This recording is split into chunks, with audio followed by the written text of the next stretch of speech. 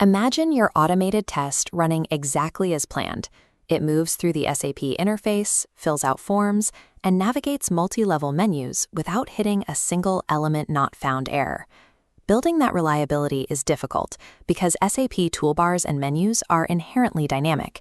As you move between screens, the interface physically swaps out its available options. If you rely on a static scan of these elements, your script will likely fail as soon as the screen context shifts. In this lesson, we are going to build a test case that handles these shifts automatically. We will use Tosca's standard modules to steer these toolbars and menus, which removes the need to manually scan them into your workspace. To follow these steps, you need Tosca 16 installed, an active SAP GUI connection, and a basic login sequence. Using standard modules instead of manual XScans reduces project maintenance load. It lets your automation interact with the SAP engine directly, rather than relying on the visual state of the UI. First, we need to find the specific tools for the job. In your Modules tab, navigate through the Standard Modules folder, then T-Box Engine, and finally open the SAP folder. Look for two modules in this list, SAP Toolbar and SAP Menu. Tricentis has pre-configured these modules to understand standard SAP menu commands, allowing them to function regardless of which transaction screen is active. Knowing exactly where to find these assets saves you from rebuilding these common interactions every time you start a new test case. Start by dragging the SAP Toolbar module into your test case. Rename this instance to Enter Transaction Code to keep your steps organized. Expand the module and find the transaction code field. Enter /N VA01 to navigate to the sales order screen. Now tell Tosca how to execute that command. In the module's button list, select Enter. Now that we've reached the initial screen, we need to provide some data. Drag in your pre-scanned initial screen module.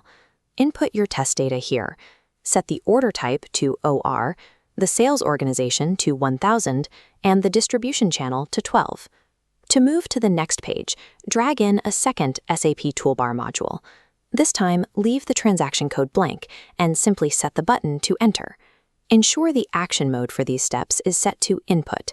This tells Tosca to actively write the data to the SAP GUI. This toolbar module now serves as a universal navigator. It handles both entering codes and clicking the standard execution buttons found across the SAP interface. We are now on the Sales Order Overview screen. Bring in your pre-scanned overview module to fill out the main form. Enter the following data: sold to party 1175, PO number 123, and in the table below, item 2, material M08, and a quantity of 5. With the table items filled, the order needs to be processed by the system to calculate the final net value. Drag in the SAP Toolbar module one last time and select Enter to finalize the inputs on this screen.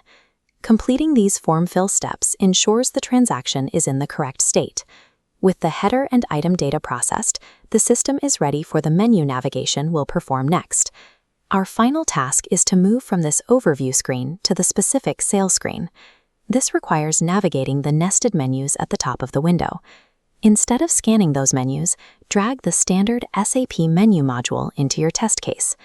To steer a multi-level menu, you connect each level, Go To, Header, and Sales, using a hyphen and greater than symbol to create a single string. This directional bridge is sensitive to spacing, so leave no spaces between words and arrows. In the value field of your module, type Go To, hyphen, greater than, header, hyphen, greater than, sales. Using this arrow syntax allows you to steer dynamic menus without having to scan each individual path. This makes your menu navigation resilient to screen changes that would otherwise break a recorded script. Let's verify the build. Right-click your test case and select Run in Scratchbook. Watch the execution. Tosca logs in, uses the toolbar to navigate, fills the sales order table, and then commands the top menu using the string we just created. The automation has successfully reached the sales screen, confirming the menu navigation worked as intended. You have now integrated robust, out-of-the-box SAP steering modules into your workflow, replacing the need for fragile UI scans on toolbars and menus. If you have questions about the arrow syntax, please leave them in the comments. Subscribe to the channel to get notified when we release our next lesson on Tosca automation.